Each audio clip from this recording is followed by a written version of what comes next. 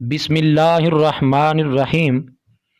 السلام علیکم ناظرین و سامعین، ساجد ٹی وی پاکستان میں خوش آمدید۔ آج ہم آپ کے لیے کاروبار میں ترقی کا بہت ہی زبردست اور آزمودہ وظیفہ لے کر حاضر ہوئے ہیں۔ یہ وظیفہ خاص ان لوگوں کے لیے ہے جو اپنے کاروبار سے مایوس ہو چکے ہیں۔ اس وظیفہ کو کرنے سے کاروبار کی بندش، گاہکوں کا کم آنا، منافع کم ہونا یا نہ ہونا، سب حل ہو جائیں گے انشاءاللہ۔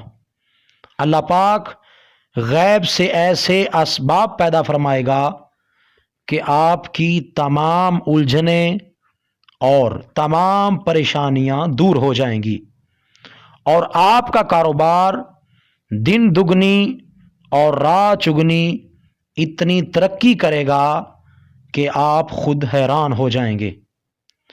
وظیفہ کچھ اس طرح سے ہے کہ آپ نے روزانہ فجر کی نماز کے بعد سورہ کوثر، انا اعطینا کل کوثر، یہ سورت آپ نے 129 مرتبہ پڑھنی ہے۔